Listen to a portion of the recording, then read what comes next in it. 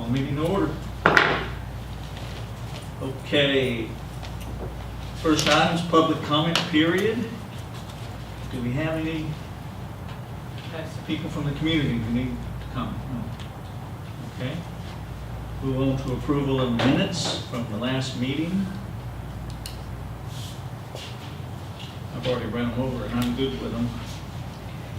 And you fellas can decide. I won't hear, but I want motion to approve the minutes. I'll second. All in favor? Raise your right Aye. hand. Minutes are approved. Okay, then we have discussion items for the rest of the meeting. And the first item is the update on the Everbridge implementation. Thank you, sir. As of 9 a.m. this morning, with the system being live, we had 135 subscribers. So I'll start with the numbers only because I'll say, as of 1:30, we had 141. This is without any more publication or promotion of the service other than the Brunswick News running a section in the paper last Friday. And I put together a brief introduction video. So just to give you an idea of what that video looks like, or what the service looks like, I'd like to go ahead and roll that. I'm Jay Sellers with the BGJWSC. We're now using a public warning messages system with a voluntary registration portal. We're hoping that you will choose to register to receive notifications on things such as boil water advisories, unexpected road closures, or service outages. This video is meant to be a brief introduction to the system. You're going to have the option to get notices by text, email, or phone call. We're going to pre-record messages. So you can then customize the order in which you want to receive those messages so it'll be most convenient to you. We're not going to share this information in any way with any company, individual, or agency. We intend to only use the registration information and contact you in emergencies that are going to affect your safety or your health. If we have to contact you for any other reason, we're going to do that within business hours, so we're not going to bother you overnight or on the weekend. If you're an existing customer, your information is likely already in the billing system, so as a convenience to you, we're going to upload that into this system and then send you a registration email so you'll be able to edit that information once you set the password. Now, by the way, if you register voluntarily before we get that information up into the system, we're not going to contact you multiple times if you have duplicate information, because we're only going to send one notification to each email and to each phone number, so that'll keep it simple. And with that, let's go ahead right into the system, register, and see what it looks like to edit your information. I'm assuming You're going to want to go to you haven't yet, so let's check this out. BGJWSC.org, and then on the homepage, click Subscribe to Updates. You're going to get two options here. Sign up if you haven't signed up before, or log in if you have an existing account. So let's go ahead and sign up. And you're going to want to pick a unique username. So you may find that the first one you choose is taken. You may find that the second one you choose is taken as well. This should be okay. And fill in all the required information. And let's give it a password. And confirm it. And this is live, by the way. So people can voluntarily. Let's go ahead and choose a security question. Where did my mother and father meet? They met at Brunswick. The email is the unique part, so we want to use a unique email, which I created one just for this. And accept the terms of use. Please feel free to read those if you want to. And now this is the interesting part. So once we get into the profile, you see you'll have all of these different options of where you can store the information that you want to be contacted at. So I'm going to be using the number that's used for the system. That number doesn't actually operate, so please don't call that. My personal email and my business email. Okay. And if you want to receive phone calls, let's say my business number, I can put that in. And then if we have a pre-recorded message, it'll get to you that way as well. So I want to save and continue, and that's going to save that information. Feel free to put in your location, because in the event that we have an evacuation due to some type of chlorine gas leak or something like that, and we want to know where you are, I'll go ahead and put in this location.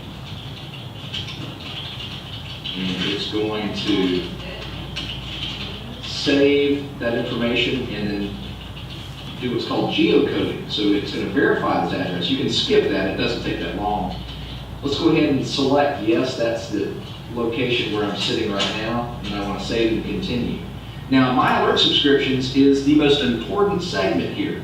You get to choose what you want to be notified on. If you select this box here, it'll notify you on every option: boil water advisories, emergency road closures, and water or sewer outages. If you open up the different options, you'll see the districts. We technically have 4 districts because we have the old City of Brunswick district and then the North Mainland district. And those have recently been combined over by the Sam's Club on Canal Road. So if we're talking plumbing, the City of Brunswick district and the Mainland district are combined. So please choose that, because if we have an outage that affects that system, hopefully we would be able to isolate that down to just a particular area. If we can't, then we would put out a notification on that entire district. Like we did So during likewise, Matthew. you click through, you'll see those districts and the other options. And eventually we'll get to the point where we'll be able to notify you on your specific street outage. If we're able to isolate the information that well and that quickly, that we wouldn't have to notify more than just the people that are immediately affected. So I'm going to save and continue.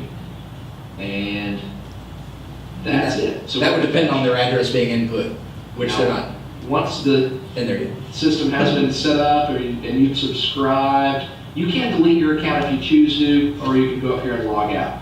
Then you can close this screen. Now, if you're coming back to the system and you go to subscribe to updates, now you have the login option. So let's see. So I was VJ Sellers 3, and let's make sure that I get my password right.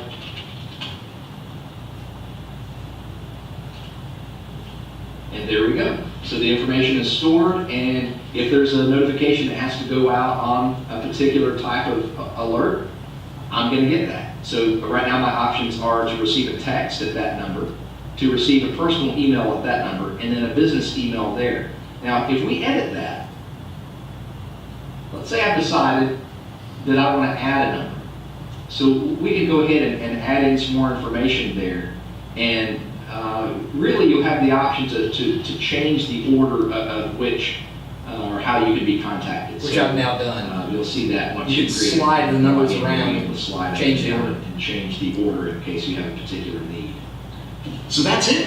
As time goes by, we're aiming to get as much information to you as we possibly can, as quick as we can, and I'm certain that you'll find this system is a lot more effective than waiting on an email to get to you, hearing something through social media or through a neighbor. And if you have any questions, please feel free to give me a call. Once again, I'm Jay Sellers, JSELLERS, at BGJWSC.org, or you can call me at 912-261-7123. Thanks for your time. Have a good day. So the challenge there was that we put that out last week, and then yesterday we had not one, but 2 boil water advisories, seemingly back to back. Island Square and Island Retreat on St. Simon's. The way they were teed off, the main break was somewhat related, but I don't have any more details at this point because it's on the private side of the service. We don't go past Demery. We did have one person unsubscribe. Comment made was, I had no idea that it was going to keep alerting me until I responded.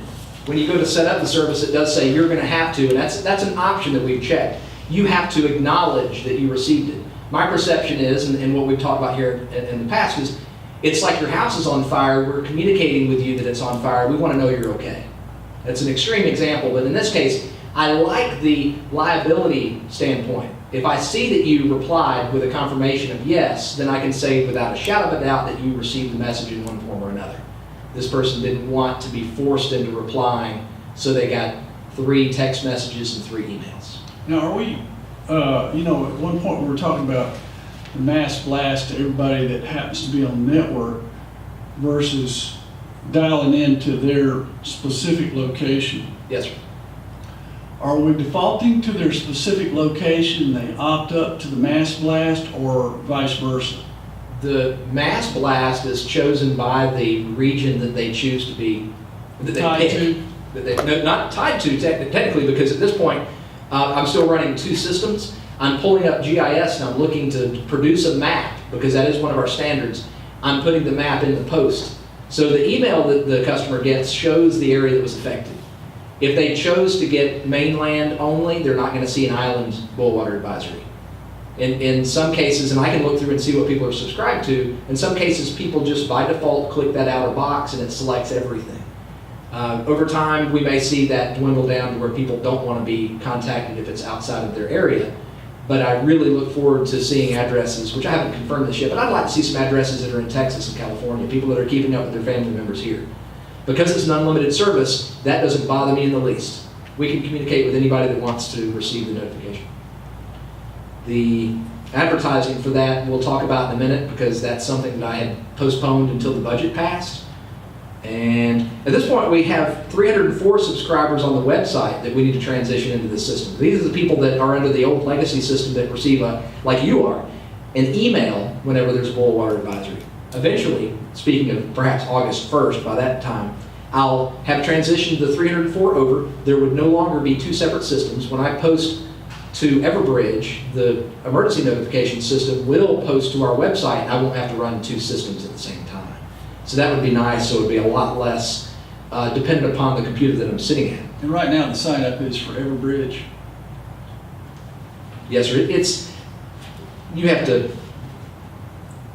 when you go to the website, make the conscious decision if you want to make an emergency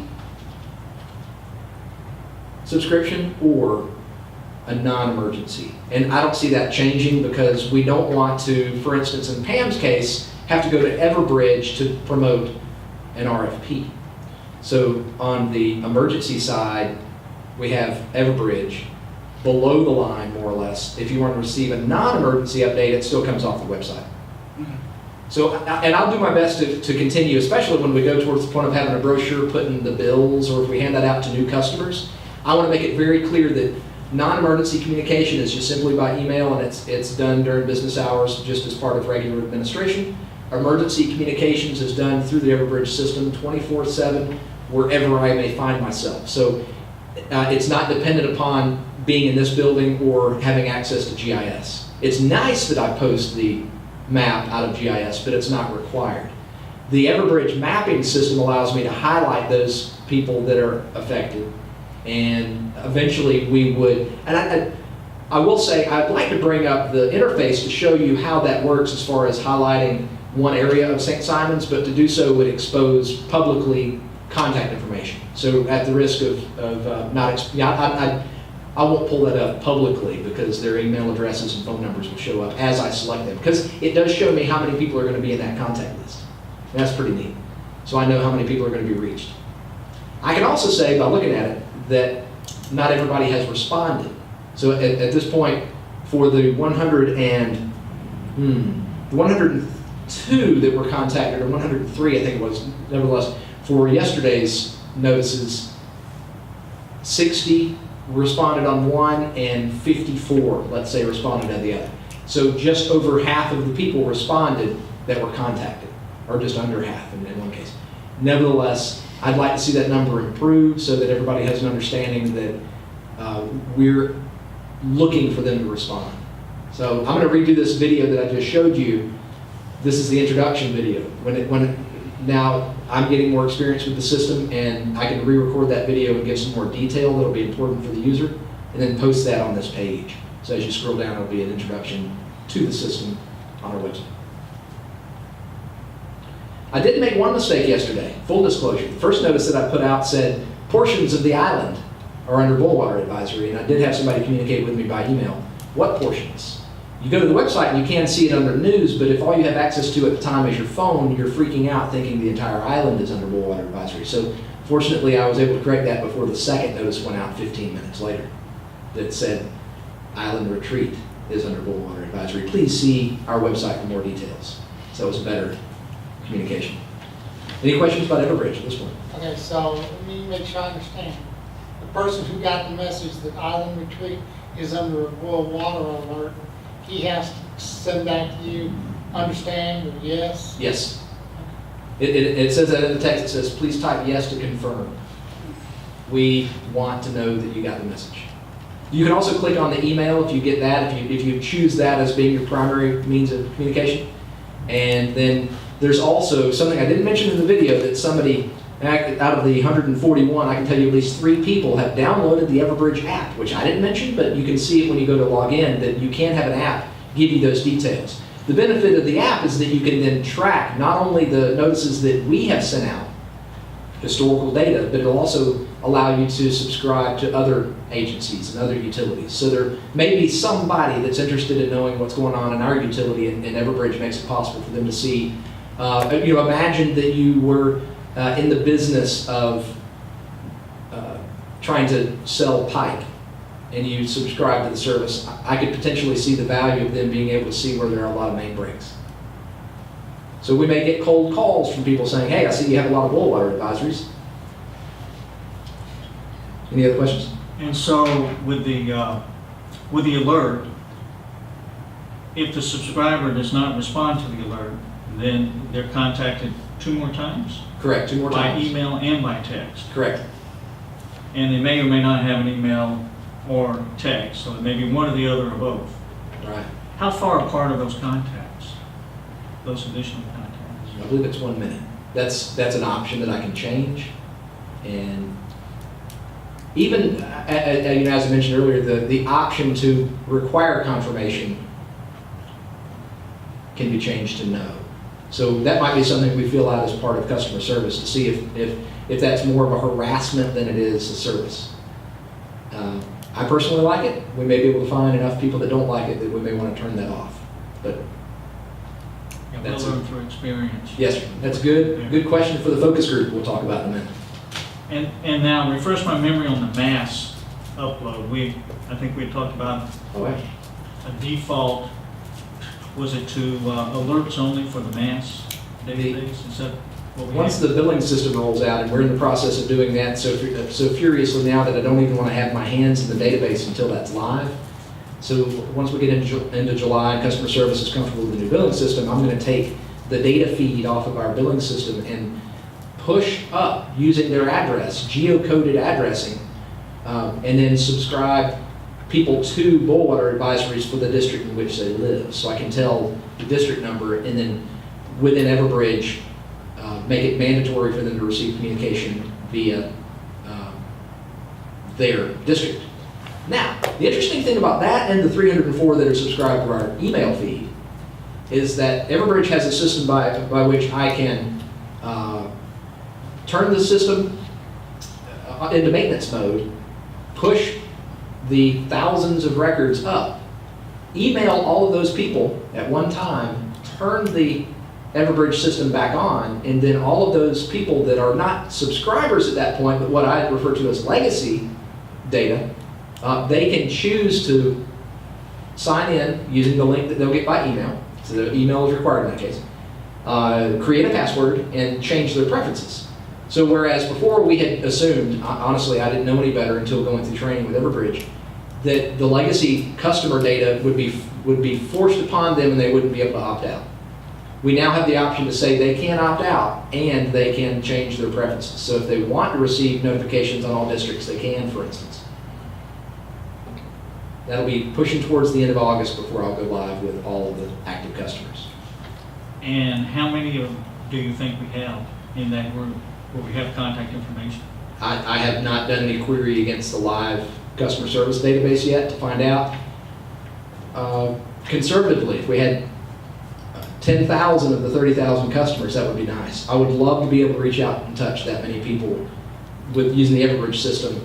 And that, when we talk about the advertisement side of it, needs to increase. I'd like to see over 30,000 people subscribed, because that would include all of our customers and anybody outside of the region that would like to receive notification because they have a family member here in a retirement home, for instance. Do you think we will see customers responding not with a yes, but with a question, something where they're looking for an answer? Potentially, yes, sir. And the way it's set up, that would come to me. If you load 10,000 of them up, there could be a lot of questions. Yes, sir. That could happen. Yeah. So we'll be standing by. It'll be a learning experience. Yes, sir. Well, the best practices from Everbridge is to have that information go to a generic account. So for instance, even with customer service, we don't use any individual like Luke, the customer service manager, for email communication. It goes to a web or to an email address called info. So we may have one called emergencies. Right now it's set up to come to me. But if we create a generic email account that more than one person might have access to, if something happens to me, somebody would still be able to respond. And I may get to the point where I want to go on vacation or leave the state to adopt a baby, like I am in a couple of weeks. And if I don't, for whatever reason, grab my phone fast enough and respond, somebody may get upset. So we do want to have a backup plan. Great. Anything else? Be an interesting journey Yeah. as we implement this. Yes, sir. Agreed. Yeah, I watched your video. It's on YouTube, isn't it? Yes, sir, it is. And I thought it was great. Thank you. I do have a few more to show you in a few minutes, one of which is not on YouTube yet, and one of which is so old, but we'll get to that. Any other questions regarding Everbridge? Item 2, social media campaigns. I'm able to consistently engage serious questions that pop up on Facebook groups. There's a slight learning curve even engaging people personally on Facebook, because there are people that I'll affectionately call trolls that are just looking to stir the pot or start fights. And some people really enjoy that. I don't. I don't, when I'm sitting around the house on Saturday, want to be caught up in a conversation that's going to take hours because somebody just wants to debate. So we do have to be careful and not debate with the people that are, what's a good way to say that? Being less than helpful. However, social media has turned out being very powerful in allowing people to communicate with us when they can't get us through customer service or it's after hours. So that has been an interesting experiment as well, because I have become the 5th customer service representative. If somebody can't get a rep, and in fact, right before this meeting, I'm replying to somebody on Facebook because they were on hold in customer service and couldn't get through. They wanted to know if the boil water advisory had been lifted yet, and it hasn't. So that's part of the social media interchange. And then we are also connected through Twitter, which has, at this point, not borne any fruit because I don't communicate outwardly with anybody and nobody communicates directly with me. So it becomes an automated system where we post an RFP or we post a boil water advisory and it goes into our Twitter feed. And some people are only on Twitter, they don't deal with Facebook. And then some people are not on Facebook or Twitter, they only deal with Instagram, which I had a hard time catching on to at first because it's only images. There's very little commentary, but people do respond to that well. So the next part of the social media push is to then have very deliberate posts onto Instagram that might highlight staff or highlight projects. So if I take a picture of a work site, or if I take a picture of a road closure and want to clue somebody in that they need to go another way because there's a problem, then Instagram is powerful for that. And then the way our website's set up now, if I post onto our website, it can go to Facebook and Twitter, but it doesn't go to Instagram because Instagram's all about pictures. So that has to be manually done. I would like to see Twitter be more engaging. And Twitter has become what we used to use on websites like Georgia Power, more of a chat feature. So people are now willing to direct message or even just open contact somebody using Twitter to have answers, to get answers to questions like, are you open on the 4th? That may mean that I'm, as the unofficial 5th member of the customer service team, responsible for having access to respond to those people in kind, or we share access to that to customer service, like the more or less the receptionist, the person that sits right inside the customer service lobby, might be one of those people that can communicate with customers via a chat function. So that would be the other realm of social media. Right now, it's basically me. We would pass it on to the supervisor, customer service supervisor. Potentially, yes, sir.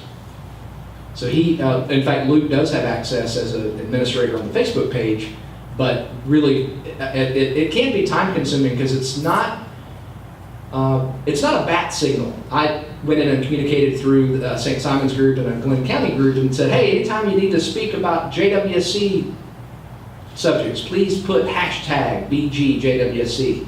That sounds really like a great idea, but in reality, people just want to talk about us and they're not calling me into the room. So oftentimes it's like, it's like approaching a situation that has already been escalating, and then I do step in and try the best I can to not speak with any emotion, but just put out the facts. So hopefully I do a good job of that. Thus far, that's the social media experience. Yeah, you're already figuring out, it looks like, that we have to be careful not to spread ourselves too thinly because it's tough to respond. Yes, sir. Just to one service, just to Facebook. Right.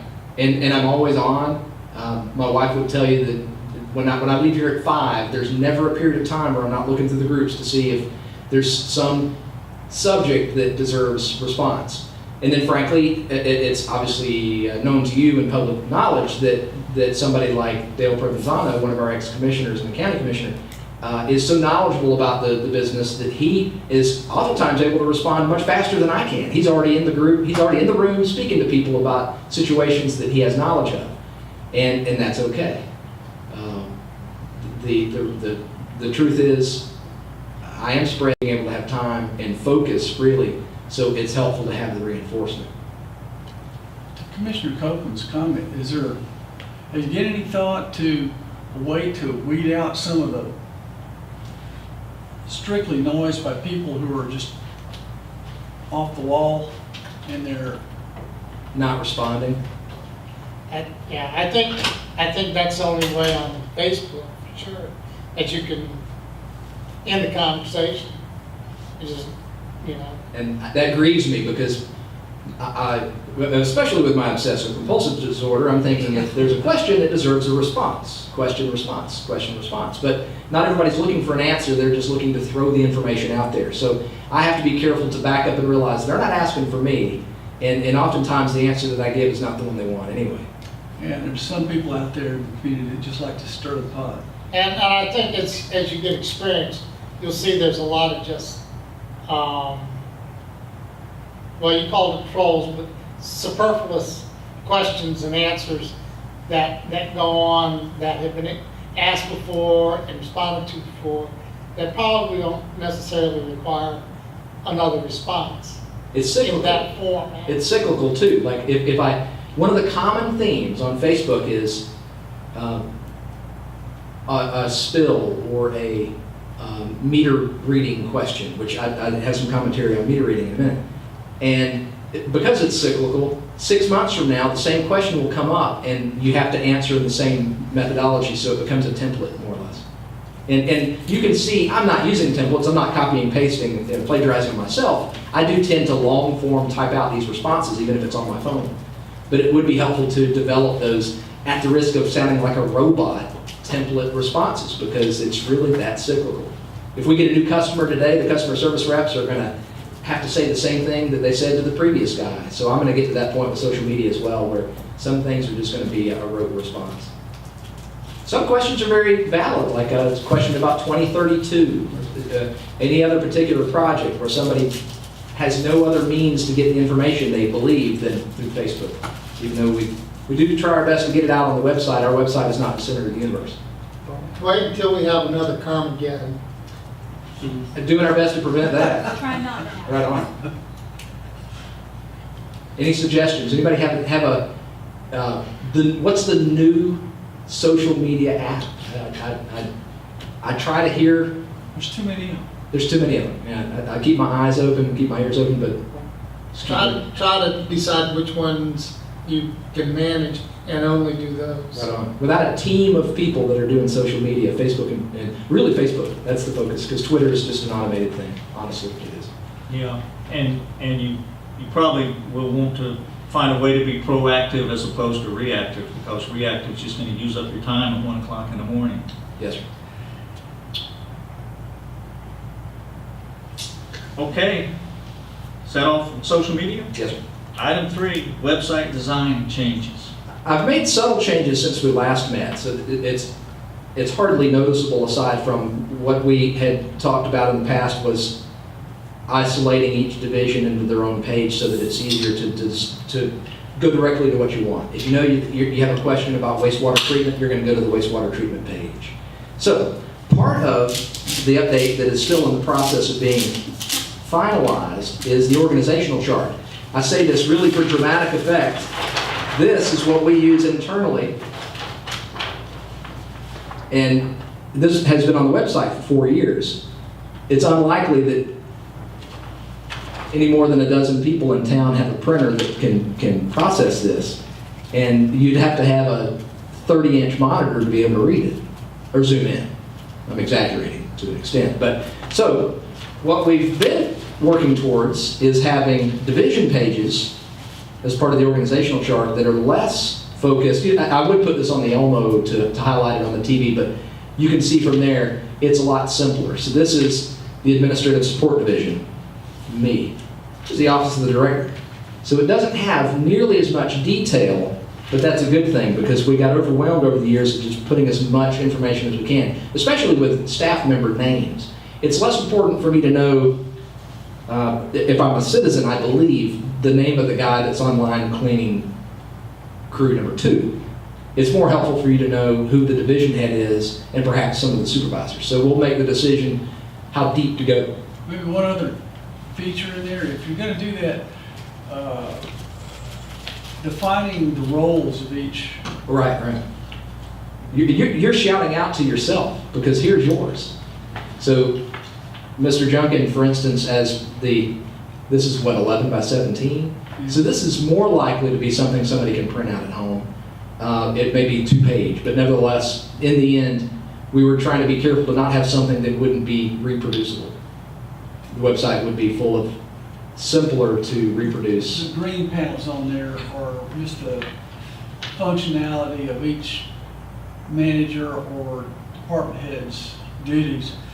And you don't necessarily have to make it look like that, but what I would say is if you had the various, maybe alphabetically or some other, the various... The high points. Yeah. It's kind of like the frequently asked questions section. Key which people in we do the have. pyramid and what their groups' core functions are, then they know where to drill to start getting questions answered if they're really into, instead of just picking up the customer service line, hey man, who do I talk to? Right. Which may end up in my hands anyway. So we've been really good fans of data, but we haven't been good at delivering information, so that's getting better. That's the large change at this point, is simplifying the website to the point where it's usable. Any questions or anything that you've seen that you wish was better? Did you, last week, I think you and I spoke briefly, and I said I found a couple of tweaks maybe. I like the front page, the way you got it now with those key buttons that drill to the most frequently used purposes for people coming to our website. Yes. There was a couple of websites that I think I came across that had some We didn't circle variations back. on this. We didn't get back together on that, so we Okay. need to. You get time. And that being an example of these changes can be made fairly quickly, and if you give me an idea that I can't implement myself, we have found a local source that would be able to assist us, so it's not overwhelming. I do think this is, speaking for myself, cleaner and easier for the typical customer to come into and use. And it looks good on iPads and phones now, whereas it didn't. Oh, yeah, it's good. Very hard to read. So with those org charts, did you say you're not going to put names on, or you are going to put names on? I believe the intention was to have 3 levels deep. So we have on the let's say, the Office of the Director page would be a good example. Executive Director, Superintendent. So we could have names on this level. Do you need to know the name of the guy that's online cleaning crew number 2? Not really, but you may want to know Kirk Young is his supervisor. So on the Systems Pumping and Maintenance org chart, it will have the crews, but not the names of all the crews or the crew members and the crew leaders. I would suggest, that's a good thing to do to make it easier for somebody to put up on their screen and see, but I still like the option of if somebody wants to drill into the weeds for whatever reasons, having that big one just linked out there for access to somebody that wants to mine the details and zoom in to get them. The only argument against that is that that's from September 2016, and we have a dozen names that are different. So if there's flux in staff, if we have some churn, if we have some new hires and we have some folks that have left, that information is very slow to get updated. This is very quick to get updated because Can't you update it with the information you got from there? I mean, make a bigger chart, I mean, just links it to a bigger chart? Because that, right there should be a drill down on your larger chart anyhow. Yes, sir, it is possible to have, and this uses, if you've ever used it before, you probably have Microsoft Visio. Right. And just like a Word document where you're dragging Down. pictures around, Yep. it's dynamic. So if you have a screen that's taller than it is wide, it will shift the icons around if we're using the HTML version. Basically, if it looks like a web page, it'll react like a web page. So you're right. If we wanted to have one page that's overall organization, then we can have as much information or as little as we want. And then and this is done in AutoCAD, which Harry Patel in Planning and Construction has And he been responsible converts it for to keeping that PDF. up. And he converts it to PDF, yes, sir. So that's very labor intensive to make the changes on the AutoCAD file. You know, when I look at other websites, other companies, all different companies out all over the internet, the rule is that you can't find the name of anybody who works for that company. That's the general rule. You can find a phone number to call, and that phone number will get you to a main receptionist. There may be a customer service phone number of some sort, or a main headquarters building, or there may be a number for each of the manufacturing plants, which would be, each of our water plants or wastewater plants. But then that's it. And I can't say just exactly why that's become the standard out there, but I can guess it has to do with security. Perhaps privacy. Privacy, security. You don't want your employees to be bothered by the wrong person, but you do want to give the customer a way to get into the company so that they can reach a contact in the company, somebody who's going to answer the phone, a real voice, and that person can get them to the right spot if that's necessary. In support of that comment, this is a style that's used by Civic Plus, one of the software vendors that builds government websites. And this layout is very similar and needs to be completed, but similar to the Savannah website. City of Savannah has the division head and the sidebar, in this case Todd Klein, and I would have more information up there along the bottom of his name that might have his expertise, civil engineer, graduate University of Georgia. We might have some information there that's helpful for them to be able to understand who he is, kind of a mini bio. And then meanwhile, the key staff contacts, this is the section you're speaking of right there. I want to know who the senior engineer is. I might even want to know who the assistant engineer is, but I don't believe, and we've talked about this within planning and construction, I don't believe that the public at large needs to know who the inspector is on or the locator, the water and sewer locators. Partially because you don't want a customer calling Anthony Proctor, one of the locators, instead of calling 811, the company that processes the locate tickets. So some of that's logically, we only go so deep. We might have the chief inspector on here, which we don't now, Mike Fields, but we don't need to have the three gentlemen that work for him because he's the one that routes the work. I got to say, I kind of agree with Jay on this because as I look at that, I'm thinking from the public perception, we're a company that really we're out there serving the public. It's not maybe exactly the same as a large corporate organization who has all kinds of private sector customers and that kind of thing. Well, we're serving our local community and the folks that work in it. To me, looking at that, I know from those functional duties that you're showing under these three key people, those are things that come up a lot in the business we do on a day-to-day basis. So I think it'd be very convenient to have their work number and an email address and a name to contact there. I mean, we could condense that down to, as you say, a single number and then route them back out if needed. But for the pieces where folks need to get in behind that, I've had the difficulty before, and I know there's utilities, water and sewer utilities that work just like you're talking about.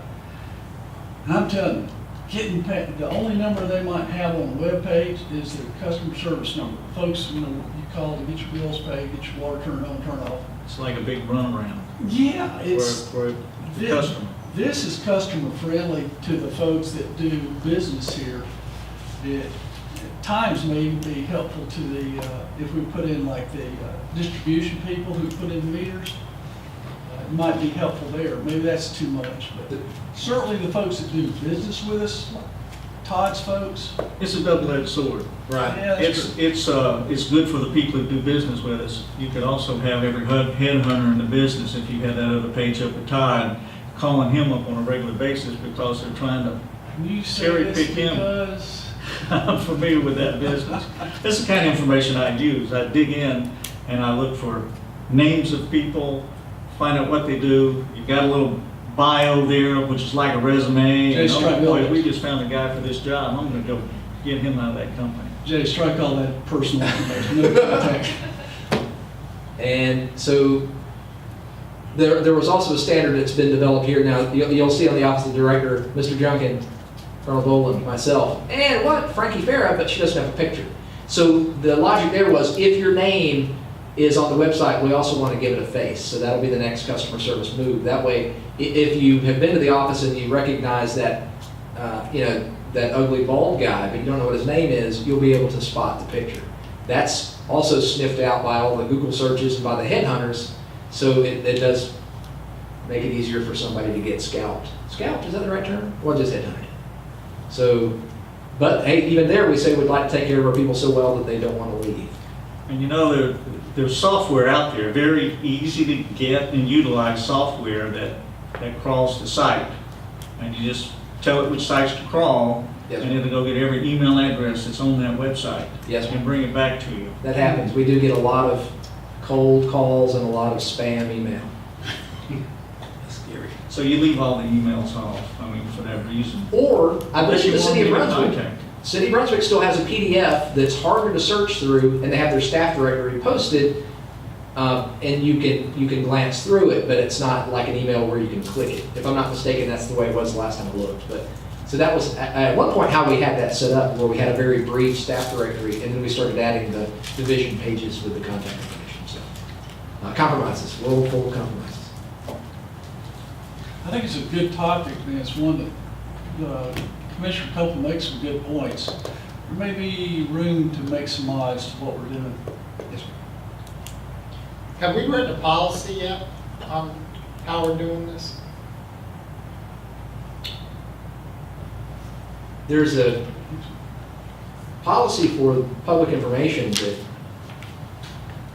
was written during the period of time when Joey Nesbitt, the public affairs intern, was with us, Uh-huh. the College Coastal Georgia intern. And it's still in draft form. That's an example of a policy that if I had that fine-tuned enough, I'd like to put it on the web. There are some policies that we hold tight to, but it would be nice to put that out, so. I just Are think you that talking about policy? policy on Social how we're media, doing this website. stuff and what we're gonna, And contact information, that sort and of things thing? like that. So I'm always looking at future generations that, kind of understand what the decision and the thought process was for what we created. And it always helps if somebody comes up with something as to, well, why don't we do this? You can look at the policy and say, well, this was considered once and this is why we didn't do it that way. Okay, fair enough. And in fact, in the first meeting that we had in here, I did distribute a draft of that policy, so I think it would be nice to revisit that and see if we get it to the point where it's polished and put out to the public. Yeah, it's not something I think, something we need to work towards. Yes, sir, indeed. Thank you. Which really, any other questions regarding the website? That's a perfect spot to talk about advertising campaigns, because that's another one of those that if you had an unlimited budget, you could have unlimited brainstorming and implement a million ideas, but we have a limited budget, and if we had a focus upon how we could be most effective, it's uncharted territory for this organization. Typically, our funding for advertising has gone towards bids that are going to the Brunswick News, or road closure that's posted to the Brunswick News. So we have talked in the past about putting together some campaigns that get the word out in the community and having a consistent message, and I believe that's what you had indicated in putting together the agenda for this meeting, having that consistent agenda. I would like to go a step further and talk about even having consistent year-to-year or month-to-month campaigns. But before we get into that, let's talk about the first subject that was brought up. Fats, oils, and grease. The signs on the backcon trucks and the brochures that Angela Walker puts out were produced by a contractor. Great material. I wish I could pull it up now. I should have brought you some examples, but I'll have those for you at the next meeting. But the images on the yeah, I don't have those available on the website. The images on the vehicles and those brochures were put out by a company that has kind of a cartoony look to these. It looks like a little fat blob, and we don't have a consistent style guide. That's one thing that we had considered in the past, is saying if we're going to have a radio commercial where we're trying to hire people and we have the shrimp guy that Joe Willie Souza had put together the job ad. Have you heard that before? That's fish humor. Okay, so there's one perception of the organization if you hear us on the radio. There's another if you see us in print. And then perhaps even with the way the videos have grown, we don't have a consistent appearance. So let me show you the fog video real quick and see if you get. Hi, I'm Jay Sellers, and I'm here to talk to you today about fog. Not like a peaceful early morning fog, but the sewer clogging menace that is fats, oils, and grease.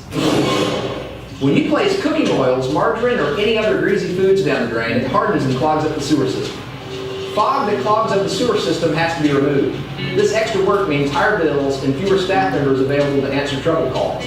If fog hardens in the pipes, raw sewage can actually back up into your home, most likely your shower.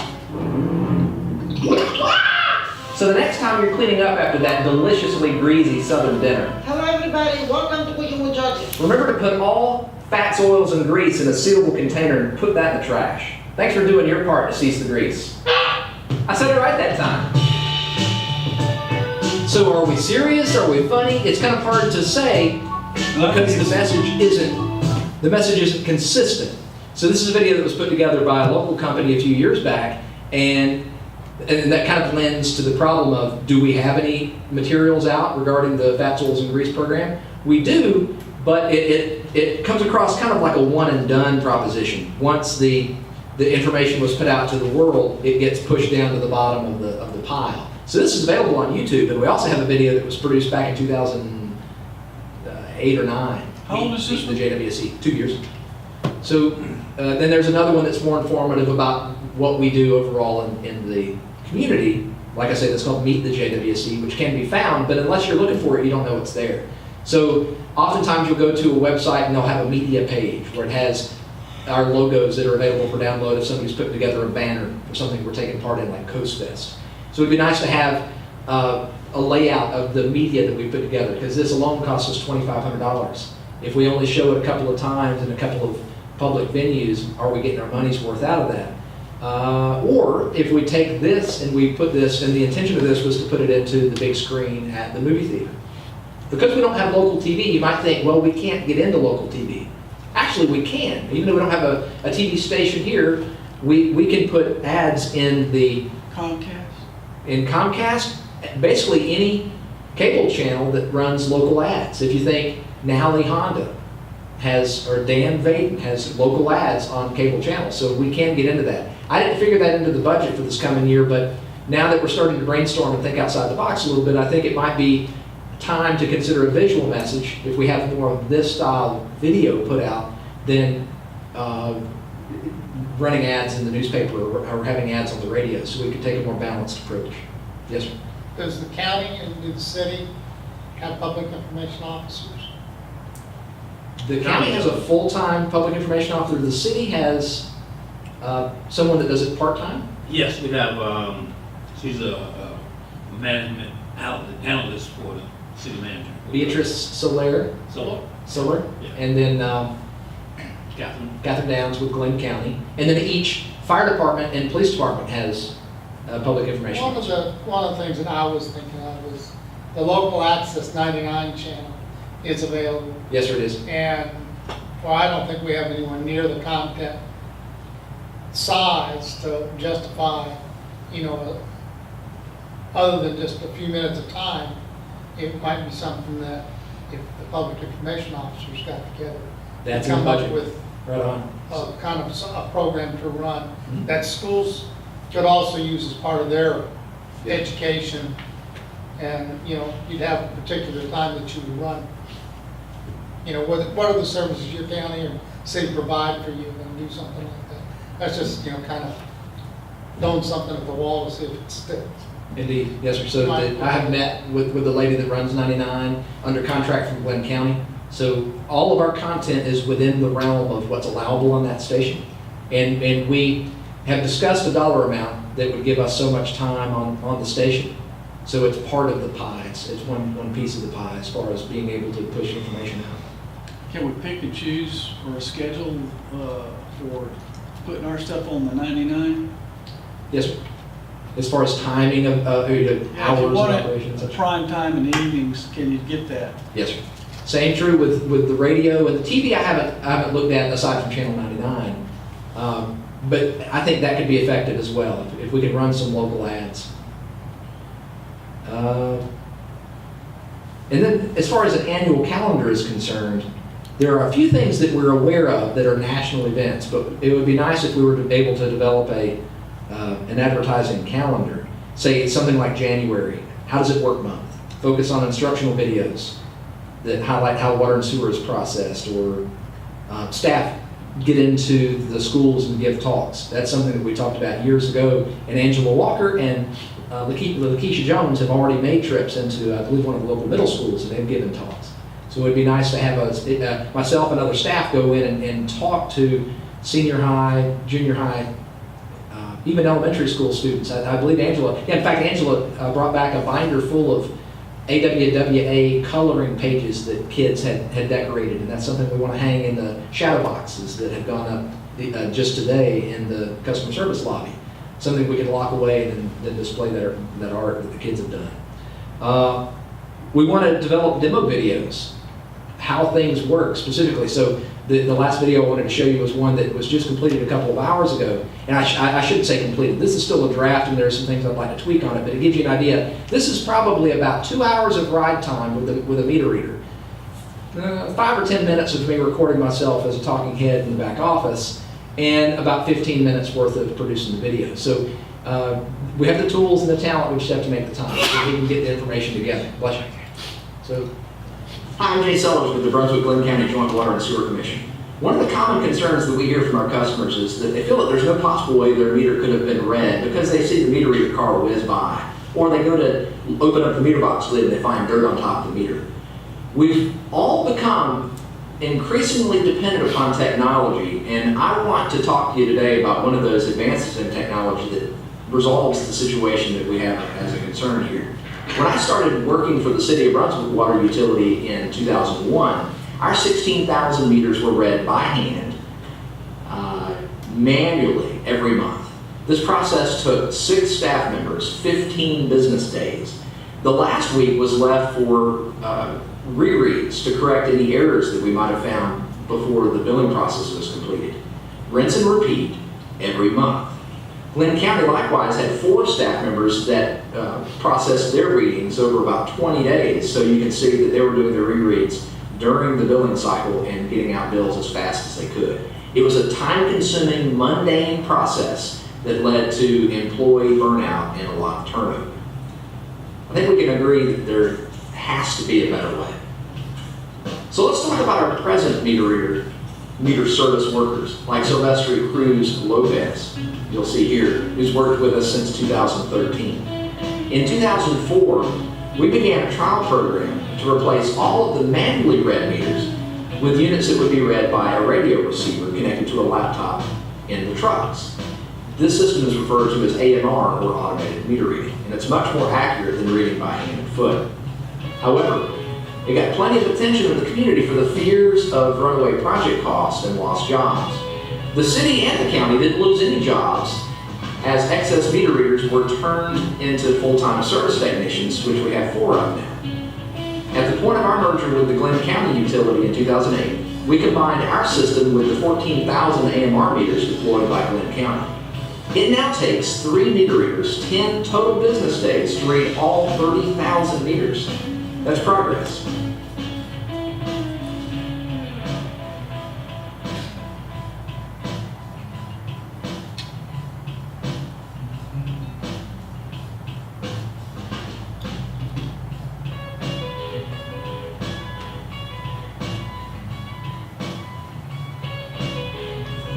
Our next stage of development is to roll out a system that will be read in real time using cellular endpoints. This system will let us sit in the comfort of our home office and directly poll for the readings without ever cranking up a truck, except to go do turn on and turn offs. But we're not there yet. Just as you see here, the staff that collect the meter readings must still occasionally get out of the vehicle and read the hard way, by hand with pen and paper.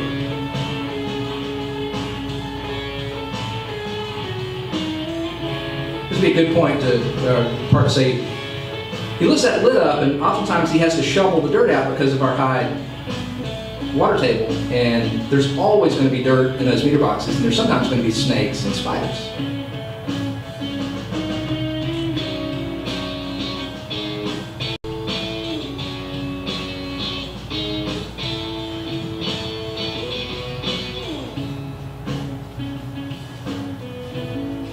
The concerns of whether the meter is read every 30 days should be eliminated by your understanding that we do have the automated meter reading system. We've tracked the changes made within the industry, and we're moving in the right direction for you and with you by using automated meter reading.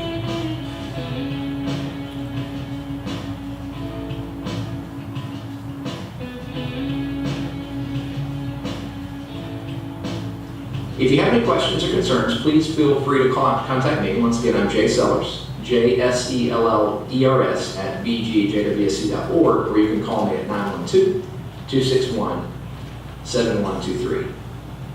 Thanks for your time and have a great day. A suggestion is to have the top of the meter that has the head in it and explain to them that sends out an electronic signal. Yes, sir. So they see what it looks like. Certainly. Let's see, let me give you an idea as well.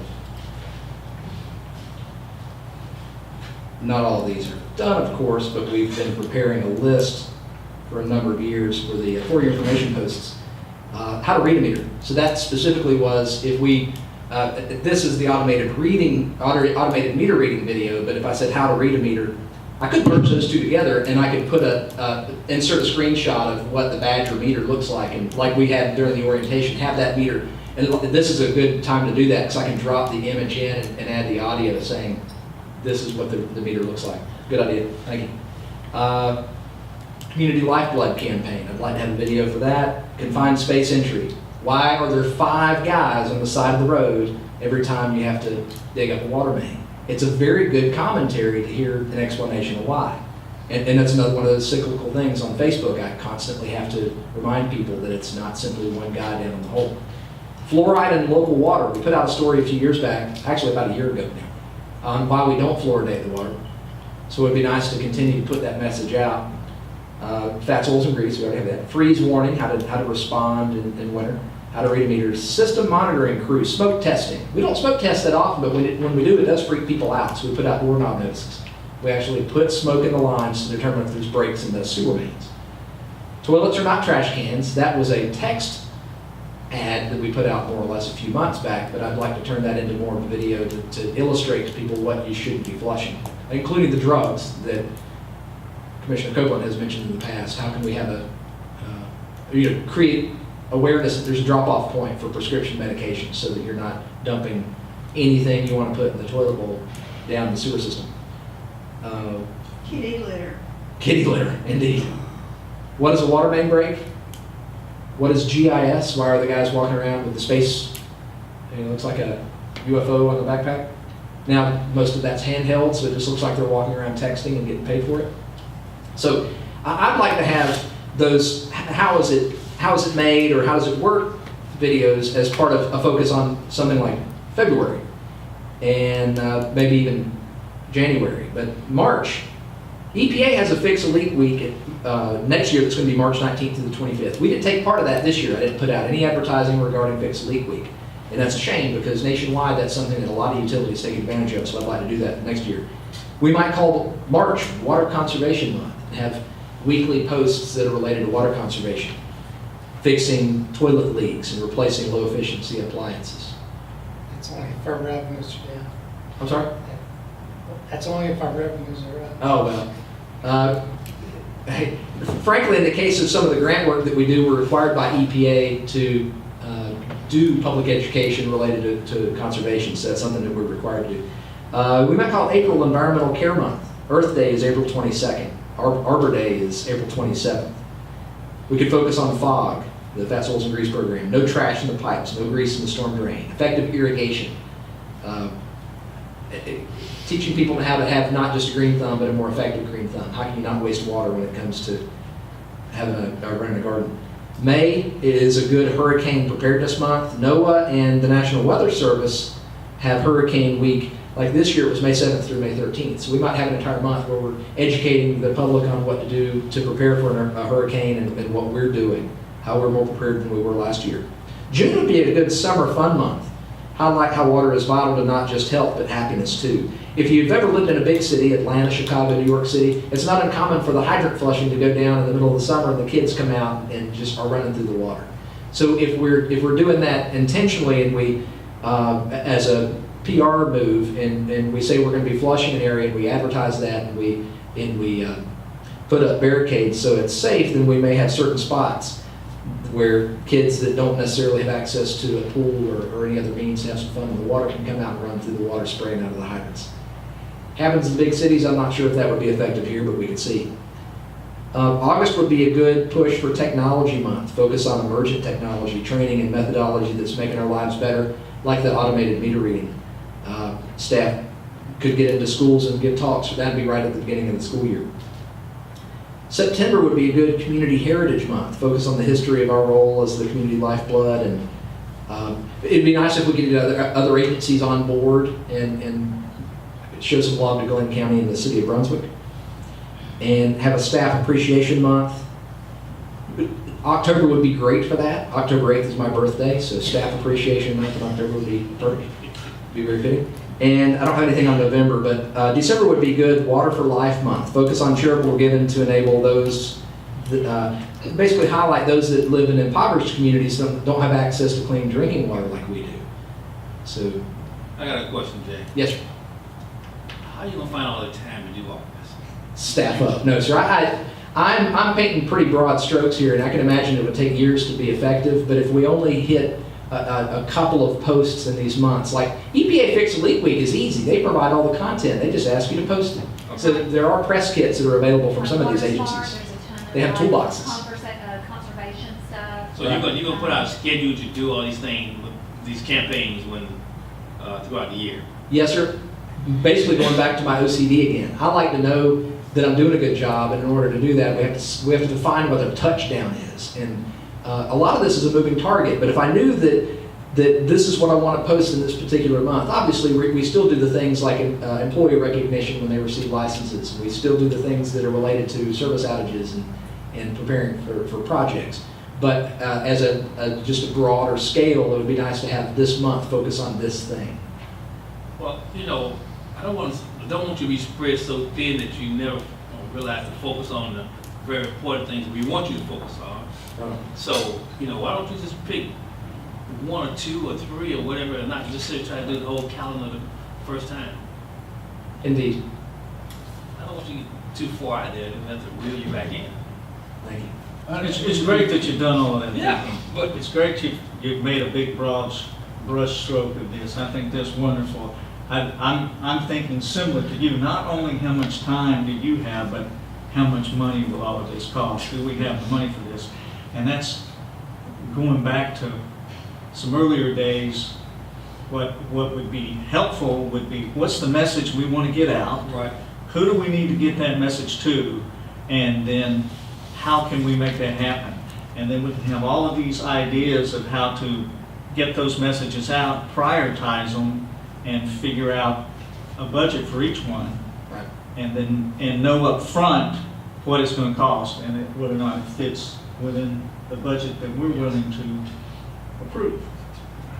Certainly. And the fifth item, the focus group formation, is really the deciding factor on what's a priority. The EPA report that we glanced through, communicating the value of water, showed as one of the main balloons or one of the main topics that we want to find the needs and concerns of the community so we can develop and tailor a message that communicates our value or our effectiveness in meeting those needs. I want to suggest, in following along with what the commissioners have said, I still like that we've got that lifeblood kind of a theme. While it doesn't necessarily, people are not walking around thinking, man, this is a good thing we got the Joint Water and Sewer Commission. But I think if we educated them on, as you were saying before, the value of water, and then consequently the value of our utility to the community, because we supply that water, I think that's a good course to put a lot of our initial efforts into, because there's a lot that can be done and a lot of benefits to people understanding the criticality of our services and proper funding and making sure we're taking care of business so that they get to take care of business. No pun intended, kind of? Yes, sir. Well, we're off to a good start. I think the highlight here is that we're more transparent. We're getting the word out about projects. 2032 has gone well, fortunately, on account of good contractors doing good work, and that project is near completion. And we're using that as a framework and a template for how we'll do other projects, to be forthright with any delays that we have, any problems that we're going to encounter, and give as much information that we're aware of ahead of time before a project begins the next phase. And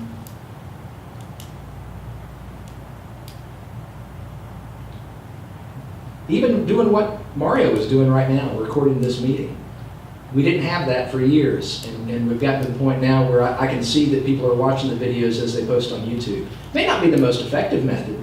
I would love to be able to have the videos streamed, or the meeting streamed live, but there's a decision that was made. The cost of getting the hardware to record is insignificant compared to the cost of streaming. It does get up into the thousands. If we wanted to spend $1,000 a month to stream the meetings, we could, but there's no need at the moment because this is a good notch. If we take it to the next notch later, that'll be a decision you get to make. Does that cover item 4? That covers item 4 and kind of moving into 5. Yes, sir. The focus group formation, I broached that subject with someone that's on the Island Planning Commission when we had the joint meeting here. And not everybody does Facebook. But right now, Facebook is a very effective tool in getting people together without having to get them in the same room. If we had a private group, I might call that phase 1. If we put together an open, send out an invitation. If I say on our Facebook page, the first 100 people that reply to me at my email address, I'd like to invite you into this room so that you can communicate with us about what do you see as a core value of what you want us to be working on. What do you want us to communicate? What is a need and concern in your life? Facebook group, phase 1. Private, locked group, and not everybody sees the communication in there so that we can have some open communication and really flesh out some concerns.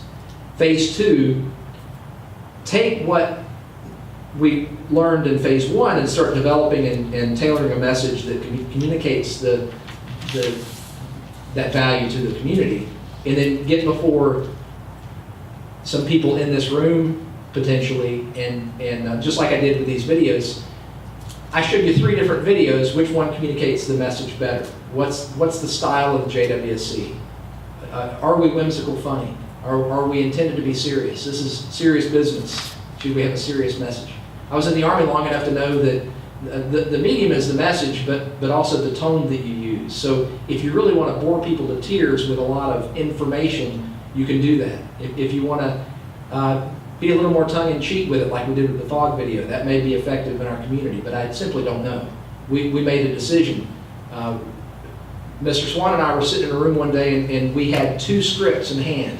One was a very serious fog script, and the other was what ended up being recorded, where I'm in a bathtub.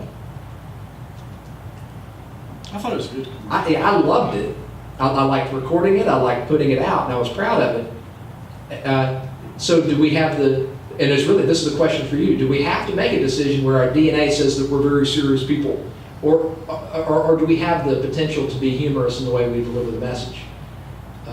Even going through that EPA study, communicating the value to the community.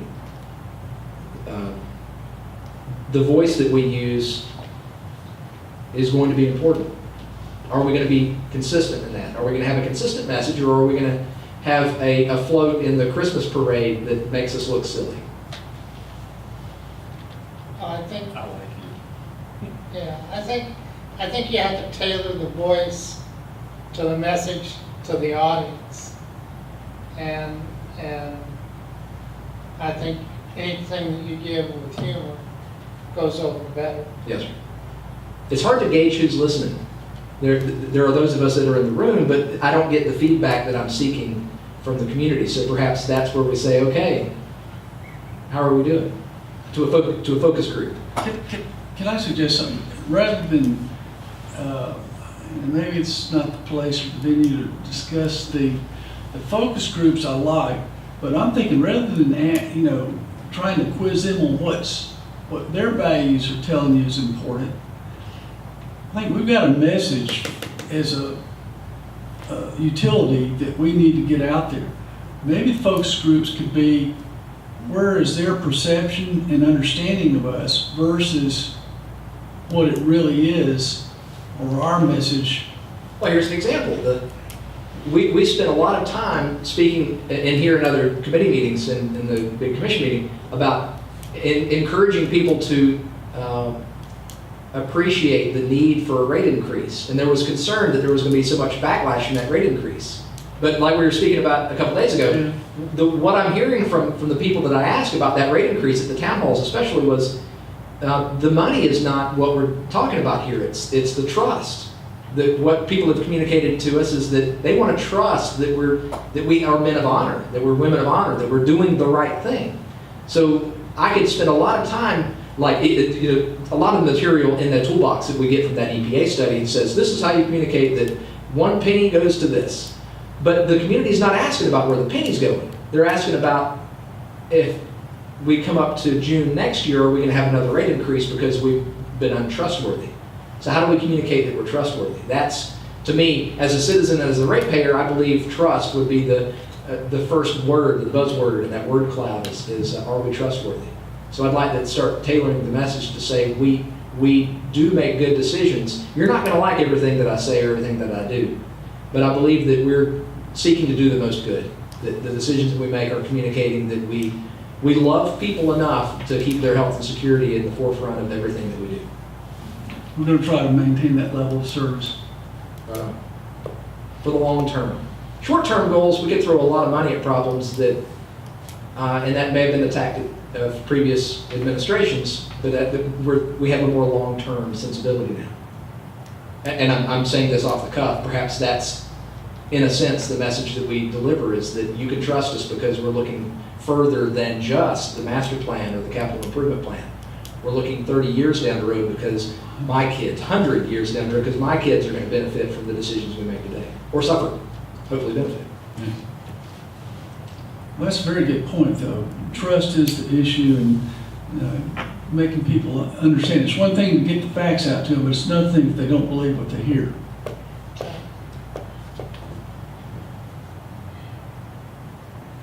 Finished with 5?